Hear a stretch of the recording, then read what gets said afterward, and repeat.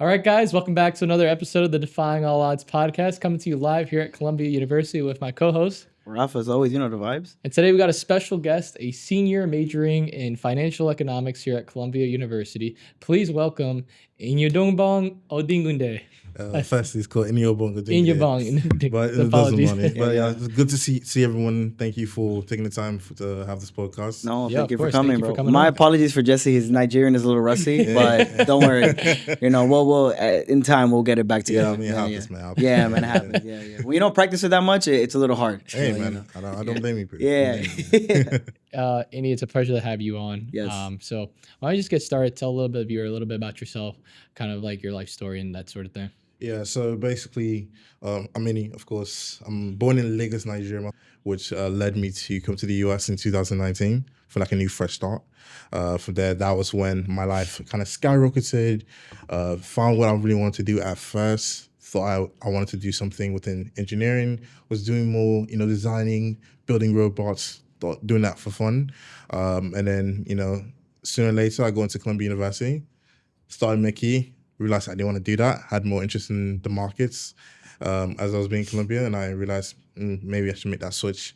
And I made that switch, and it was one of the best career decisions I've ever made in my life.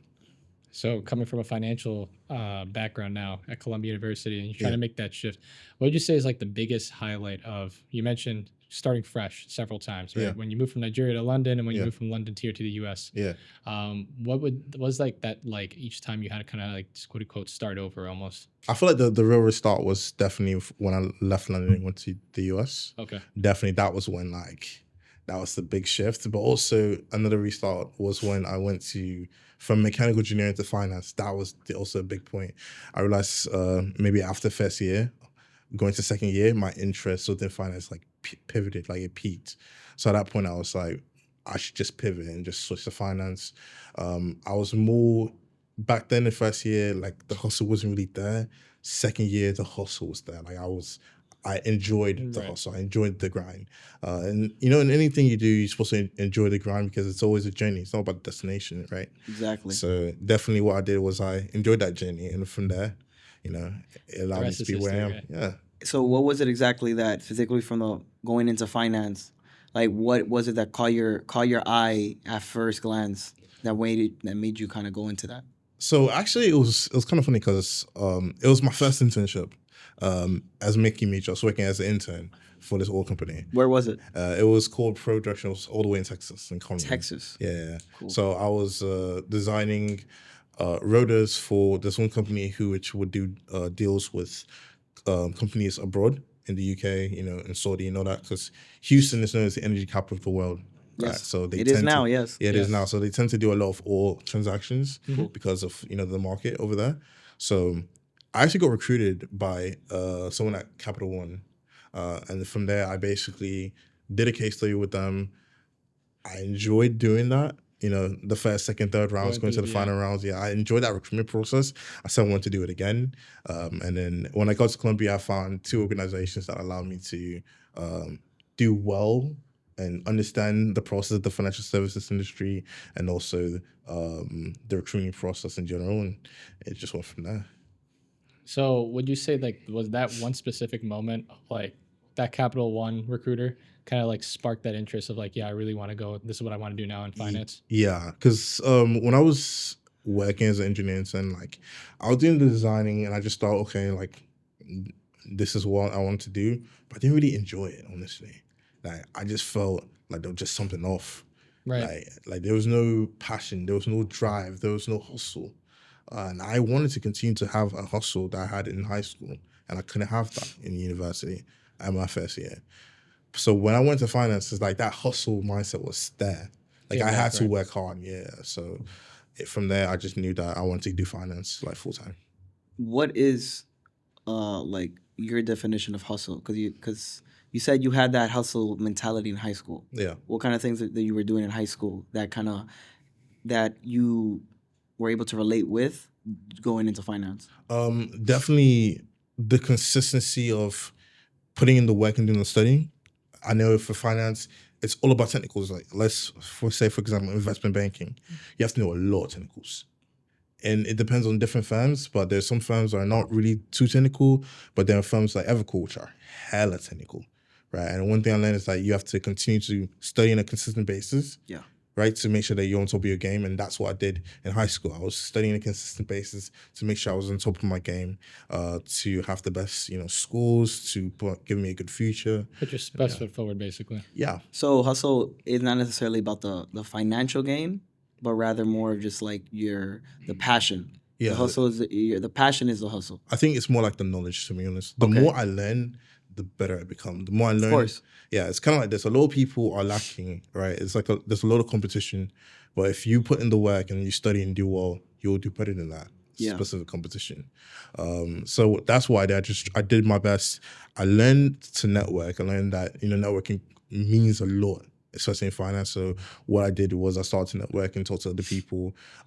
Start to go left and right, coffee chats. I had like 3 coffee chats per week, to make sure that I was consistent doing schoolwork and also trying to make sure that I had a presence, especially in the banking world. So now looking at kind of like you also mentioned kind of like your childhood and all this like moving around. Yeah. Would you say that kind of like instilled a fire in you to like, okay, I definitely want to go into finance and I want to learn about this because of my interest, but also I like looking back at like your past and saying, okay, I want to do this like for my future, for my career, to like better myself? I think it's more like when I moved, I didn't really have of course, I didn't have interest in finance. I was mostly influenced by my parents. My parents wanted me to do engineering. Okay. At first, it was like I had that interest as well for a few years at most. I realized that I wanted to, maybe do that. I wanted to do engineering, wanted to code, wanted to build something. That's what, at first it was fun, building robots, coding it, going to competitions, getting scholarships for it. That was fun. I had a good time doing that. Yeah. Did you win any? Yeah, I won 2 competitions. I was the president of the robotics club when I was in high school, so I made sure that everything was on point, intact, and it was in COVID as well. So I did quite well, okay. Yeah. Well, I mean, I guess it didn't affect you that much because coding is all on the computer anyway. So yeah, of course. kind of was like business as usual, probably. Yeah, business as usual. Yeah. Okay, cool, Grind of the cool. slopes. Okay, and I was like, oh yeah, we should just take the opportunity in it. So once I moved to the US, I had to just go in the running to make sure I do well. Of course, make my parents proud, but also get into a really good Ivy League school, go into a really good school in general. Yeah. To make sure that I have a chance of making my future a bright future. Okay. Sorry. So would you say doing what you're doing now, coming to Columbia University? Yeah. Would you say it was kind of like, as you say, like taking advantage of the opportunity, right, and not necessarily kind of leaving it in vain, for leaving the UK to come to the US?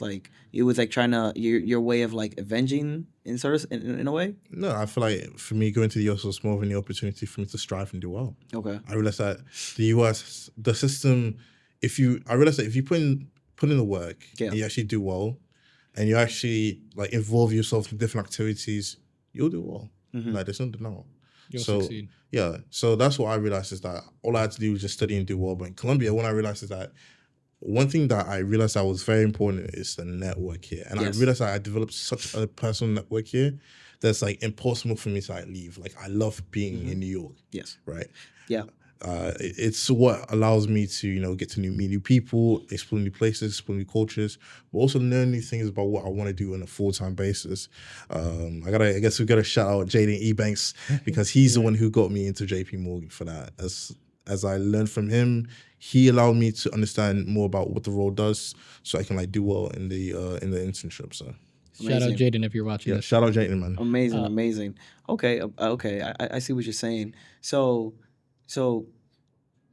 now, like you said, with the networking, I think it's super undervalued in general, networking, but also even more networking here in the city, New York.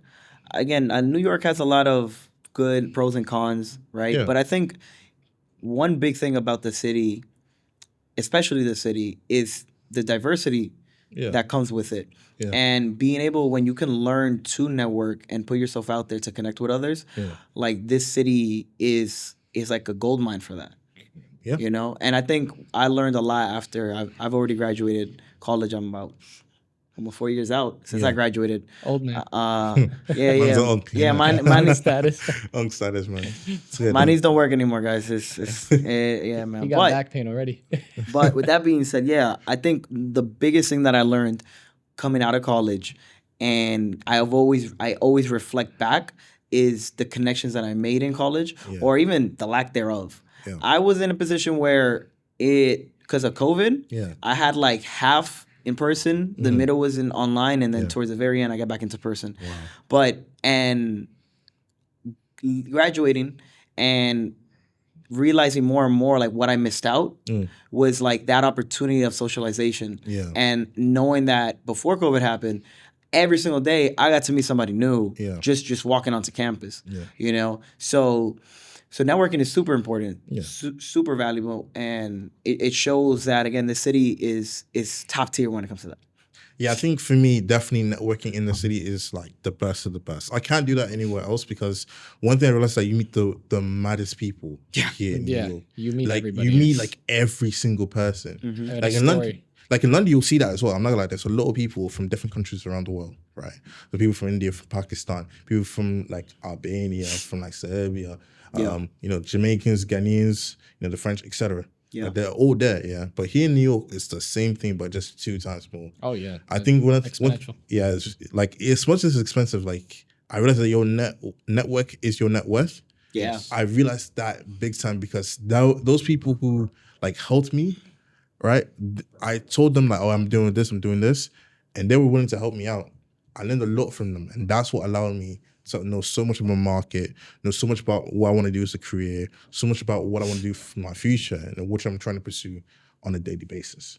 So, there's a lot of people I could like shout out, but I gotta thank every single one of them because they were there for me when I was at my lowest in 2023, when I didn't know where I was going to go, especially after pivoting to finance, thinking that I didn't have what it takes or didn't have the qualifications to make it. Yeah. But some way, somehow, I made it. You made it. You're here. Yeah. All thanks to God. I also look at, the vast resources that Columbia offers, being part of the Columbia Alumni Network, LinkedIn, all that's always great. Now, for our viewers watching, I actually met Ini at a student club here called BlackGen Capital, which, for those that don't know, is like a student organization meant for finance professionals, meant for people who just want to learn more about finance, that are from like more of like a minority background, and kind of like being able to, I guess, learn, from other students that were very passionate about it. Like, remember, shout out Omar, shout out a few of like the people that were in there. But, I want to get back at, would you say like experiences like that where you're with, like Jaden and all these other people that are in this realm, and you're learning from them, and you're taking those experiences and applying it to yourself, would you say that kind of also really helped like cultivate like, yeah, this isn't what I just want to do, but also I'm really interested in learning more and how I can perfect my craft? Yeah, 100%. 100%. I have to give it to Gannon Pebbles. Oh, yes, Gannon, of course. Yeah, VP. Shout out Gannon. He was the VP of education, and also, he was president of finance a year later. Yes, president. Mm-hmm. But basically, he was the one who told me everything about the financial services industry. He wanted me to make sure that am I willing to do 100-hour weeks? He was the first person I networked that was like, are you willing to do 100-hour weeks? Are you willing to put in the work? Are you willing to stay up late nights? And I realized that was the type of adrenaline that a lot of people have on a daily basis, especially here in New York. And that's what made me, do well. I also, like I said, shout out E-Banks. E-Banks, I remember it was from Gannon to E-Banks, and he was on who bought me. I remember it was on my internship in Ohio, basically. I had an email that I was invited for Super Day with JPMorgan, right? I remember just freaking out because I did not know. It was a niche group. This was a group I never heard about in my life. So I was like, what do I do? Like, who do I talk to? The only person I knew that was at JPMorgan that had impact in JPMorgan was Gannon. So I asked Gannon, I have an interview at JP for this group. Do you know anyone in this group? And he said, contact E-Banks. Contacted E-Banks. He said, let's set up a call. In the weekend, he gave me the entire rundown about what that role offered, what the role does, what it entitles, and how to make sure you do well. And also, I guess you got to shout out Glassdoor, to be honest. Yes. For freshmen who are watching this, a tip, if you're going to do, or freshmen, sophomore who are watching it, who are recruiting right now, a tip, if you're going to do a first, second round interview, go to Glassdoor. you have all the questions from people who've done it before, and they post it there. A lot of people don't realize it. Glassdoor, Wall Street Oasis, two of those Wall Street Oasis, that's a big one. the biggest ones where they'll have these questions and people will bring out the questions. But I prefer Glassdoor. Gives me everything I need to know. So anything that I don't know in the beginning when I'm doing research into a company, they'll have that question and I'll look into that question. So that's what helped me to do well on my technicals. And it's funny that you also mentioned that, like, it's all technical based as well. But a lot of also people, they tend to overlook, I feel like, the personality aspect, like who you are. Yeah. Because I remember when I did my internship at BNY, Yeah. and I was in like this little finance era before I obviously stuck with healthcare. And I just remember, like, during my interview, asking all these questions, like, what would you do if you were in part of a situation, you're working with a team, like all these like personal questions, and they're trying to really see like the individual, like, what are you going to do? Like, are you more of a leader? Are you more of a bystander? Are you going to stand up? Or are you going to just listen to orders and listen to what's told? Yeah. And they want to see like, what's that aspect of you? And I feel like a lot of people overlook that as well. It's like, it's so easy just to get ingrained all these technicals, but if you're a robot, then, they also want to see, the human in you a little bit. Yeah, they want to see how you think. They want to see how you approach things. Exactly. It all comes back together. It's all meshed together. Yeah, I think for me, definitely, a lot of these banks, they care more about the behaviorals, but they need, of course, the one thing you need to focus on is your technicals, but definitely the behavioral part. You need to, of course, bring that personality. You need to show them that, you're this, you're that. Perfect your craft, yeah. Perfect your craft. There are so many questions, and I'm going to say this, MNI or Mergers and Inquisitions is a site that people use regarding behavioral questions. So they can practice that stuff on a daily basis, consistently.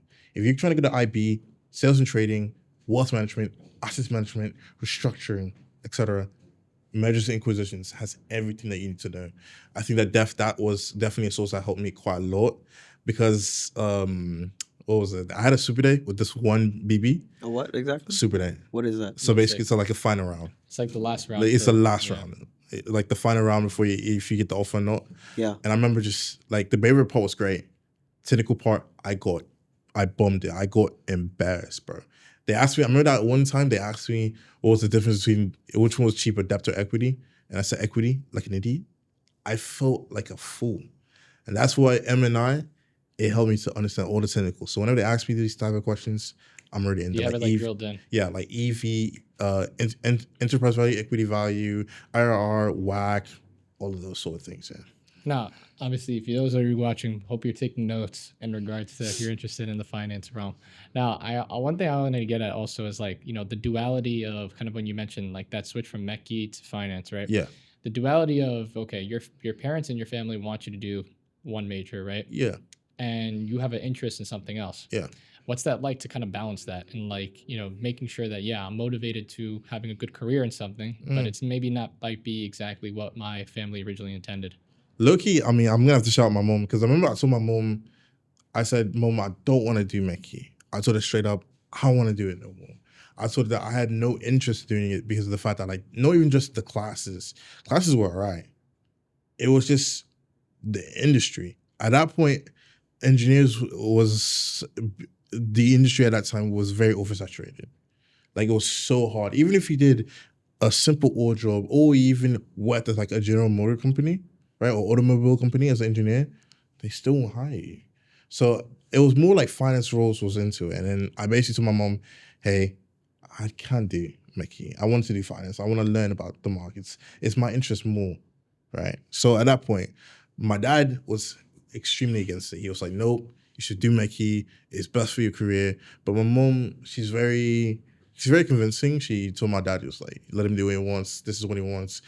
It makes money, makes good money. So you should just let him do it. And then I remember my dad, I don't know if my dad actually had hope, but he was like doubting a little bit. And then I remember I just gave him the call. It's like, hey, I got the offer. And this guy was like relieved out of his mind. This guy was the happiest man in the world. So, okay, so he can start recruiting us. Right. I think we can all agree, just like anyone that has a father or a father figure in their life, I think we can all say that they are definitely the one to be more skepticist in anything that we do. Simply because at the end of the day, they want us to succeed, Yeah. and they often have a certain view on certain things in life. Yeah. And it's just one of those things where it's like, you know, until you prove them wrong, right? Or prove them that what you're saying is fact. Yeah. You know, they'll never see it. And like you said, once you were able to show him that, it was like, okay, all right, my hands are free. You know, you got me. Yeah, Like, you got me now. Yeah, it's literally like this podcast, Defying the Odds, right? Because the odds were so against me. But I remember I go at that meeting. I remember the day I got the offer, I was actually going home from a large meeting, and JPMorgan called me twice. I remember I saw the call and I declined the call because I was in the meeting, and I felt like oh no, like I'm gonna get rejected because of that. So remember they called me and they basically said, hey, we'd like to extend you an offer. At first my heart like skipped a beat for a little bit until I heard that offer part. And then I told my mom, I was like, yeah, we go ahead, man. Yeah, like, you got it. There we got you go. the bag, guys. We got the bag. We got the bag. When everything was against me, like I have to say, like one thing for me is definitely God played a huge part in this. Like God is everything to me. You know, faith like, is always big. Yeah, faith is always big. Like I take it very seriously, and you know, come to New York. One thing I love about New York is like the Greek culture. I love the Greek culture. I'm actually Greek Orthodox, so I speak Greek. So like I say like the Canis. It's a dozo morphe. Yeah, I mean, I would say something, but like my Greek is also rusty too. So, like you know, I can like being here in New York. Like I get everything that I need. You know what I'm saying? Yeah. Like getting that experience is what I need. And what God has really changed. I think the whole reason he put me to New York is to really find where I want to really be. Not even just like in a financial way, but also in a spiritual way in a way. Yes. Before I was Orthodox, I was actually Pentecostal.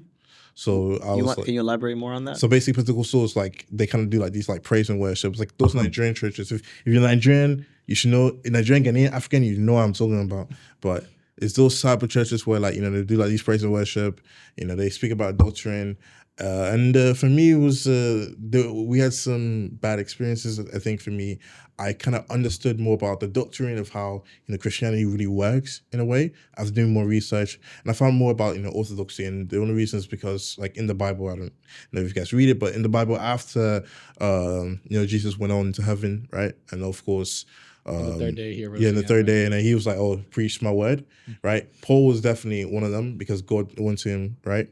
But then he was a Jew, and they were thinking of killing him in Jerusalem. So he said, like, go on and spread the word. And the first people he went to was the Greeks, the Latins, and the Assyrians.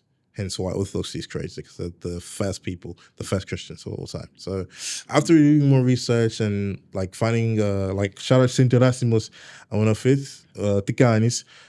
After joining that church and learning more about Orthodoxy, I just fell in love, and it just went from there. So honestly, like the whole concept of faith, no matter what it is that you believe in, right? When you incorporate some kind of spiritual part in your life, I feel like you find meaning. You know what you're doing. You're doing it with a purpose. Mm-hmm. You're giving thanks for the little things. You're not taking things for granted. Mm-hmm. And it's always easy to say, I'm gonna lean on faith when things aren't going well, and I'm gonna try to find an answer. But we also tend to forget to give thanks when we're doing well. Right, it's a two-way street. You got to give to receive, and you got to receive to give. Right, you can't. You got to keep the balance in the middle.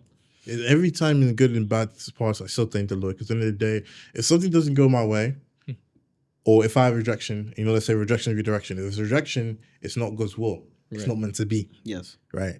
But if it's an acceptance, it's God's will. That's what's meant to be. And also timing as well. Yeah, exactly. Because maybe it wasn't right at that moment in time, mm-hmm. but maybe a few months or a few years down the road, it's right at that time, and that's when you hit the home run, and that's like where you get what you wanted. I think for me, it's God always works at unexpected moments. That guy is a magician, bro. Yeah, like, he's actually a magician. I remember he does wonders. Like, he literally does wonders. Like I remember, everything was all unexpected. Like getting offers. At first, I never thought it would happen, and then one day, just got an offer. It just clicked. It's how God works. Like he works in wonderful ways. At first you think you didn't do it, but then something comes down, God gives you something, and he wants you to take advantage of that. True. You know, it's amazing you say that. I look back at just like my experience when I did my internship in Pittsburgh at BNY my junior summer going into my senior year. Yeah. And I just remember like all these months, I'm at the library, I'm applying to jobs. I'm like, wow, I can't find an internship. Like, what is going on? Yeah. Like, it's hard. This job market, like we always talk about. Yeah. And sure enough, you know, I get presented this opportunity. Yeah. My dad retired in April of 2024. So all of a sudden, like, you know, I got to balance moving out of New York City while going to a completely different city I've never been before and living there for 10 weeks at the same time. And, you know, albeit everything's a struggle in life, but if I had to do it again, I would, because I learned so much from that experience of like, you know, okay, maybe this career wasn't for me, but I took a lot of skills out of there where I'm like, yeah, this is what I'm going to apply. Like, this is why I'm able to balance so many things at once, right? You learn so much about yourself when you put yourself in a situation that's not necessarily to what you're used to, right? You're never going to find growth in peace. You're always going to find growth in the chaos, in the war zone. And uncomfortable. Right. Yeah. Going to war with yourself every day and realizing, okay, instead of like me doing what I always do, maybe let me try something else. Let me change up the routine. Consistency is key overall, yes. But can I try to find something else that's going to be a little bit more aligned with maybe growth-wise? Right? So I think that's definitely something like for what you said, it's always about growth, it's always about an experience. It's the same thing for me at JPMorgan, honestly. Like, I learned so much over there, learning so much about the different industries. And I, firstly, of course, I wanted to work within clients. I wanted to do something that was client-face or doing things with clientele, having a book. Like, that's something I always wanted to do. To write a book? You said? No, to have a book. So a book is basically, if you guys don't know, a book is a list of clients that you have. Right? Also like a client list. Yeah, Okay. so like a client list. I see. They call it a book in the banking world. Right? Interesting. So when you have those book, you use it to your advantage. You use it, and you have to maintain that relationship. And that's what I wanted to do at JPMorgan, and that's what that internship, that division, really stuck to me because of the fact that it was more client facing. I would go see clients for dinner. I would understand more about what clients want. I would see how, like, for example, the interest rates, if you guys know about, you know, when they cut interest rates or when they maintain interest rates, how it affects companies. I was actually working for a team, and this team really focuses on companies who are based from foreign lands. Basically, they want to do business in the US and they want to do business in the US. So they have to open a bank, they have to start operations, they have to do payroll, etc. Right? And in a long story short, what happened in this situation is a lot of the interest rates, whenever it cuts, and you know about Trump last summer, he was tariff hungry all the time, right? Yeah. So that made an impact on a lot of my clients, especially at JPMorgan. I realized that because of the tariffs and also the currency conversion. Right. So like, for example, euros to USD, pounds to USD, it made things even more expensive for those over there. So I learned so much over there. I guess the only thing for me was definitely my desire of being new. Like, as much as I loved being in Houston, as much as I loved understanding more about JPMorgan, like, shout out JPMorgan, great company, I heard so much about them, right? Yeah. But the thing for me is that my desire or my heart wanted to be in New York. Like, that was my dream. I always wanted to stay in New York, always wanted to work in New York, where you have more deal flow, more consistency of deal flow, and that's what I wanted. Yeah. So not necessarily the company, but rather the location was what's more Correct. important. That's the only thing. Like, I remember I just told my manager, like, hey, of course, in banking, you're supposed to tell them first on that you want to switch to a different location. I think for me, I want to switch just because family, friends, you know, my whole network is here in New York, and of course, like London as well. But you can grow more with this kind of surrounding. yes, with this more, because over here I hustle more than anywhere else. Yeah, no, I mean, at the end of the day, New York is the mecca. New York is the city that never sleeps. New York is where Wall Street exists. True. Right? I mean, financial district, so on and so forth. True. So, like you said, you have this passion and this drive to learn the markets and such like that. And going a little bit more into that, like, what is it that attracts you when it comes to, like, looking at the market? Like, what is the key points that you, when you're looking through the markets, I guess, like through stocks, companies, and so on, like, what drives you, or what do you try to pinpoint? So there's a lot of things I pinpoint when it comes to the market. Number one is the earnings. As you know, there's Q1, Q2, Q3, Q4. Yes. Quarter 1 to 4. whenever the quarter ends, they have these earnings statements, so earnings release. Yes. That's what brings it. If your company's doing well, your stock will increase. Right. Right. Like, for example, last summer, Meta had hit $4 trillion in valuation, right, when they had their earnings. That boosted Meta's stock price, Right. share price, right, by a lot. And for example, like a big one, if you guys know about Figma, the big AI company, I remember because I was watching it on my television, right, on CNBC Market, and basically when Figma came out, it started at 22 a share. Within a few hours, it went to 68 a share. By the end of the day, it went to 128 a share, which means that everyone who was in Figma from the beginning has equity in Figma, they're literally millionaires. They're retired. They're set for life.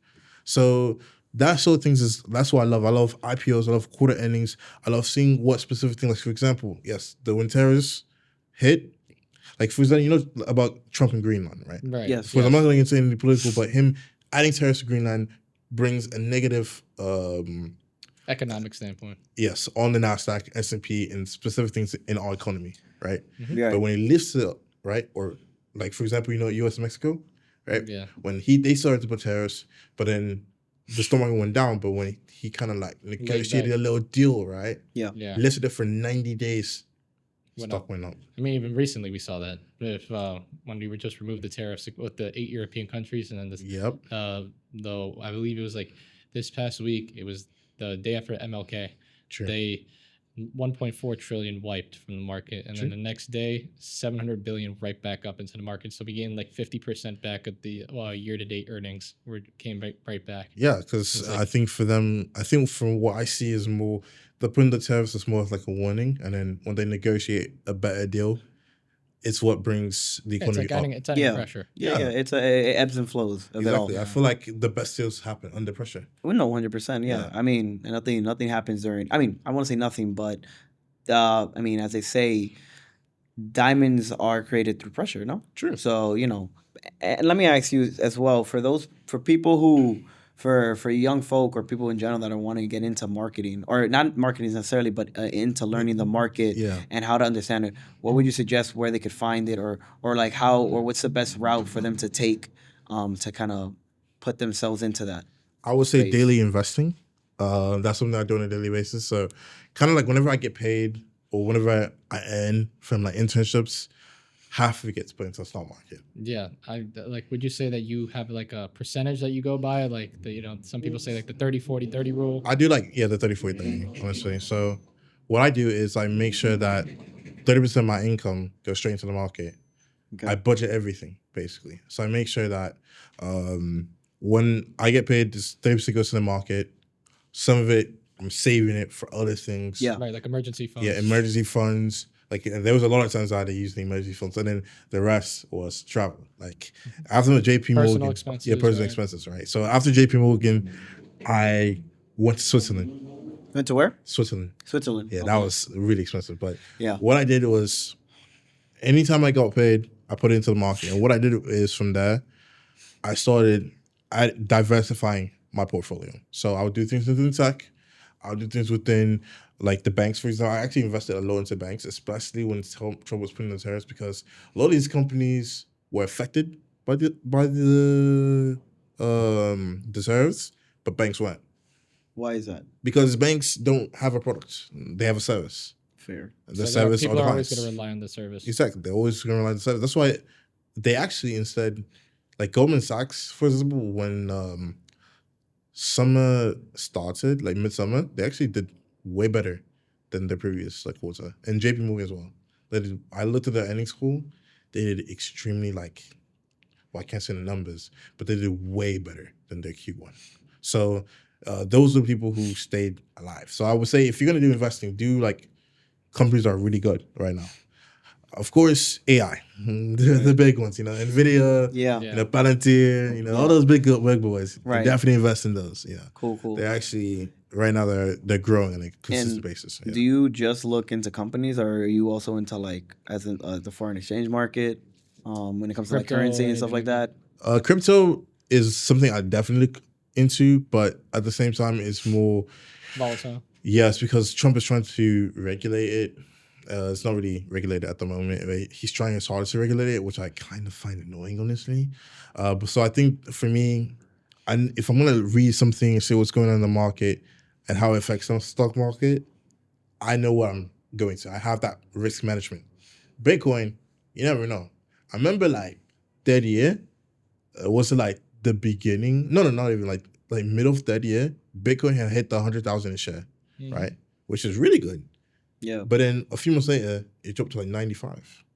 Then it dropped to like 82. So like you can't really predict that. Yeah, it's fluctuating. You can't really do anything about that. But in the market, you can. You can see what you can do. So definitely diversify your portfolio. Don't ever put all your eggs in one basket, because one thing can happen, everything can crash down. Like, I guess an example was definitely within tech, like, of course, OpenAI and NVIDIA, for example. Yeah. I remember, like, this was going mainstream about, it was some, what was that? It was some AI, it's an LLM product, which was used from NVIDIA's old model. Not the newest model, an old model. And it was performing better than NVIDIA's new model. What did that do? That tanked NVIDIA's market share, like, by a lot. Like, almost like 80%. Like wiped. Like, it literally, it's not even, like, it went down so much, they lost, like, hundreds of millions of dollars just because of that. And they had to, like, say, yes, we understand about the situation, and they have to mitigate and try to find a better model to make sure that they're still in the market. Yeah. But AI companies right now, yeah, they're doing well. Like, they're gonna continue to keep going. I always have a lot of debates with my friends about, you know, the AI bubble and what's gonna kind of burst. But burst in what way? Kind of like I had this with someone in Winter Break. I had a conversation with them, had a call with them, and we were basically saying that, you know, the AI bubble, unless it has a 0% market share, because of the fact that a lot of the things that humans do are getting replaced by AI. Right. So that actually has a negative pinpoint on us. It's going to cause the AI bubble to bust, because at the end of the day, a lot of people aren't doing things. So people aren't doing things, for example, like, remember, like, when Meta laid off like 30,000 people because of AI? That made a huge impact. So, AI, right? So when you say burst, you're saying as in like bursting as like the also how you could say the reliability of people, you're saying? Like, it's bursting in the sense of like where AI is just all incumbent in our everyday life? Yes and no. Like, yes, the reliance will be a lot into AI, but there's kind of like a tier. And that's something I realized, that there's a lot of these companies that are based on AI. They focus a lot on AI. Mm-hmm. And there are companies below that. And those companies are like research companies. I got a shout out to like one of the people I worked at, like, it's called Afterware, great research program. Can't say much about what I did there, but what we did focus on was AI research, right? And that was basically helping to improve prompts on a daily basis. They work to serve a client. The clients are these big boys, right? These like research firms. Yeah. Then they work for these big boys, right? From there on, I kind of realized that it's like a tier. Just like the housing bubble, right, in 2008. So it's like you're doing your research. Yeah, it's literally a tier. And that tier is what made the housing bubble bust. I see. Hence why a lot of banks were failing. Hence why like Merrill Lynch had to get bought by banks both at the time. Yeah. Right? Credit Suisse bought by UBS. So those sort of things. So I think like something will happen to the AI industry within the next like 5 to 10 years. That's my prediction. But if I'm wrong, I'm wrong. You know, but it's just something that we were looking towards. And also, I don't know if you know the guy who basically predicted against the housing market, like the housing bubble that was going to bust. He was the one who predicted it. I forgot his name, Michael something. But he was basically saying that these AI companies, when it comes to their earnings, they tend to inflate it. So, which means that if they're inflating, that means there's something like, I mean, every company inflates, but they're also inflating it. Yeah. So it's a matter of trying to, I mean, obviously predict when it gets to that peak. Yeah. But would you say it's trying to like prevent it from like collapsing on itself, or rather trying to, again, predict when it does burst to then capitalize on its fall? It's kind of like a little bit both, honestly. Like, is it like buy low, sell high? Yeah, like basically I'm just mitigating and seeing what's going on within the AI industry. It's growing on a consistent basis, right? So it's, of course, their share price tends to grow on a consistent basis, just like NVIDIA. It's growing on a consistent basis. But of course, at one time, it's going to bust. Yeah. So when it comes to that point, that's when I'll make my decision. You gotta be ready for. Yeah, you have to be ready for anything. Like no one expected the house to go over the bus, except those people. And I think the reason is because they saw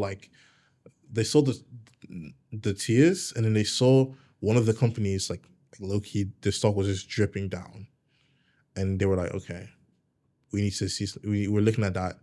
Maybe we should bet against it just to be safe. And when they did, they made millions of dollars. Like a lot of people consider him as a bad person. But, and you also got to think about too. Yeah. Right. The whole aspect of investing, it's like you also have to mitigate your risk, how much you're also willing to put in. I feel like a lot of people go into it, and the reason why some people give up right away is like they don't evaluate what their risk is right away. Right. Yeah. Like you can only be willing to put in as much as you're willing to lose. Yeah. Yeah, so, true. It's the same as sports betting. Yeah, I mean, yeah. Are you a sports bettor? I tried it once. I lost it all. I mean, you said earlier you were playing FIFA before you got here. Yeah. How much is football mean to you? Football's everything, isn't it? Yeah. I've been watching football since I was a kid. You grew up with it too? Yeah. What's your team? Yeah, Chelsea Football Club. Chelsea? Yeah. Okay. Well, you Arsenal fan? He's FC Nah, I know Barca. Arsenal. I know. Nah, I mean, I'm more Man City, if anything. But real Man City. Yeah, but I'm more. We got what from the way. But I'm more La Liga, if anything. Barca La for Liga. life. Yeah. I'm Inter Milan. Yeah, Inter Milan. Yeah. So what are your thoughts on Yamal right now? Yamal? He's he's a young, bright star. Yeah. He's definitely growing into his own. He's super young at the end of the day. So he still has so much to do and develop to become the star that everybody says he is. Just like once upon a time an Mbappe was just like that. And not to say he's fallen, but obviously due to Real Madrid's mini collapse, I guess you could say. The ego shows. The ego shows. Yeah, exactly. Like he's obviously being seen in a different light. But again, Lamine, he's very young. He's still got a lot. World Cup's coming in a couple of months here in the States. And obviously he's going to represent his country in Spain. Of course. So I think it's very good. It's going to be very interesting to see what he does there. Yeah. And how he incorporates. I mean, he's done great with a few years back with the Euros. Yeah. So the guy was a starter. Exactly. Right. Exactly. And Messi's still in his prime. That's all that matters. Messi's still in his prime. I wouldn't say he's in his prime. I wouldn't say he's in the prime. I mean, he's still doing amazing things. No, he's not in his prime. No, like okay, no disrespect to all Argentinian fans. No disrespect to all Messi fans. Like Messi is the leader of Argentina. He's still in form. Yeah. He's still in form. His form never leaves. It's consistent. Right. Exactly. It's like magic. Right. Yeah. He's like, as they say, fine wine. You know. Yeah, he's fine. He never ages. Yeah. I just think for me, it's like, of course, there's gonna be a time where things are gonna change. You gotta pass the torch on. Of course, but I think that it will be a few years. He still loves football. He's gonna continue to keep playing football. Yeah. But with Mbappe, and like, okay, no disrespect, Real Madrid fans, but with Real Madrid, the problem is the egos. All disrespect on this side, bro. All disrespect. For me, no disrespect. No, I'm just being real and blunt. I respect the game, but I'm just being real and honest. Yeah. But it's all the egos, bro. The egos is what ruins it. Yeah. Because I remember, was it the Copa del Rey? Yeah. When Barca won, right? No, it was a Super Cup. Super Cup. Cup? It was there was a Super Cup that they were playing against. My yeah, it was the Copa del Rey where they got eliminated by a Division 2. No, Division. Division 3 team. No. It was a Division 2, but they're basically trying to survive Division 2. No, but Loki, it was not even the actual team. Apparently, it was the B team. Yeah, something like that. Yeah, it was. But even so, like they got eliminated by the Division 2 team, and the team that they were playing against were basically like fighting for to get off relegation. Yeah, they're like 17. Yeah, they were 17 plays. So if anything, you can basically unfair. consider them. That's no disrespect, but that's a little bit of Real Madrid. All disrespect. That's what I'm saying. The egos. It's the egos, bro. Yeah. Like after the Spanish Cup, when he was like, we have to give the celebration honor. Yeah. Of course, with all respect in football. But this guy Mbappe was like, nah, leave. No. And everyone followed him. Yeah. I see why a lot of managers leave like their clubs. Like Xabi Alonso is all about ego. And for him, it's taking me off. And for me, as a Chelsea fan, like I know a lot of you Chelsea fans, you all relate to this. I remember New Year's Day, I woke up to see Enzo Maresca leaving the club. And it's all because of the owners.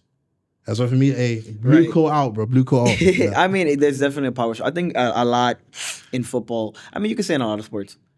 Where there's always that power struggle between the top tier players and their coaches, and it usually always ends up being the coaches that get lacked before the player gets. It's always the coach that gets the blame, honestly. That's what I'm saying. Exactly. I don't really like that, especially when players don't perform as well. Yeah, exactly. And it's like at the end of the day, you have to understand as a coach, you can only lay out a plan. Yeah. If your players do not perform, Follow that, then you can't necessarily say that it's them to blame completely. Yeah. You know, the players have to perform. But the thing is, just like any other club, any other team, any other sport, these owners are paying millions of dollars to these players, and they're laying in bed with the choices they make. So I think it's kind of just them trying to save face and understand that, like, you know, if I have to pick one of the two evils, I'm going to pick the coach because it's a loss that they can take.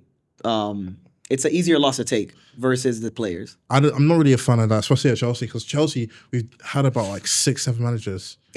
Like, I'm so serious. Yeah. Every single time we underperformed, sacked. But every time it's like this.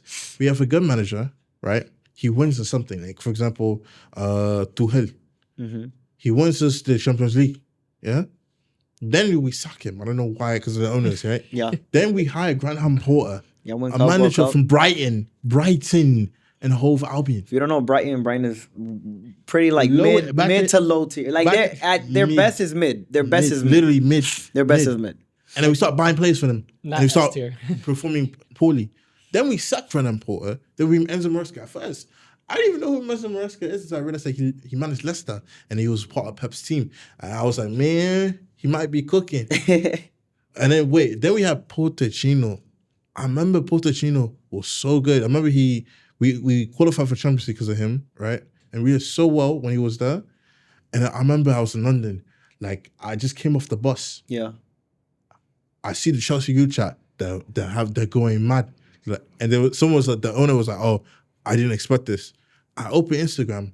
I see Enzo Pochettino has parted ways to Chelsea. I was like, "What?" Devastation.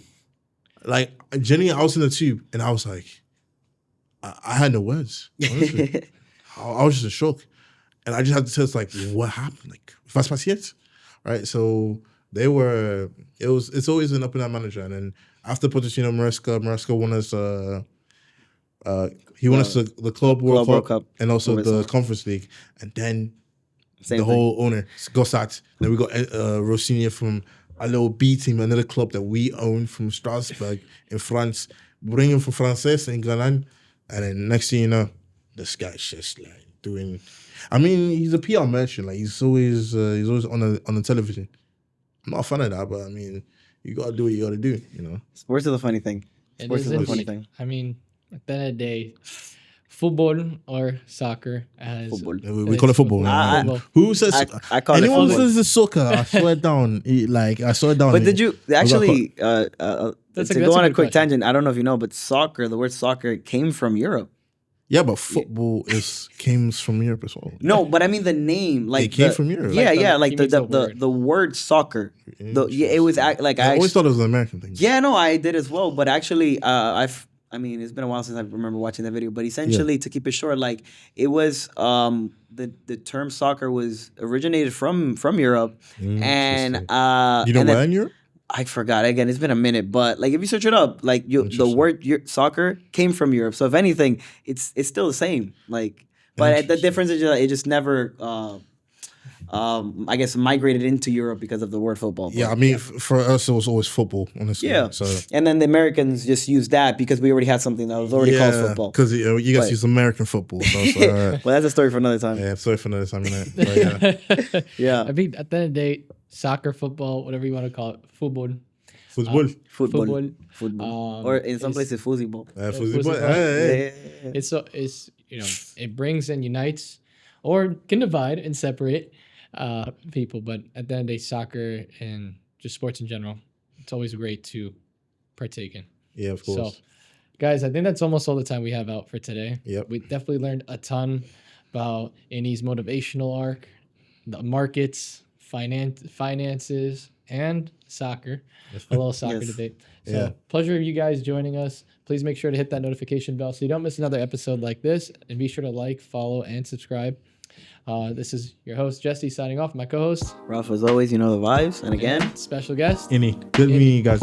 yes. All right, guys. Thanks so much. See you on the next one. Deuces.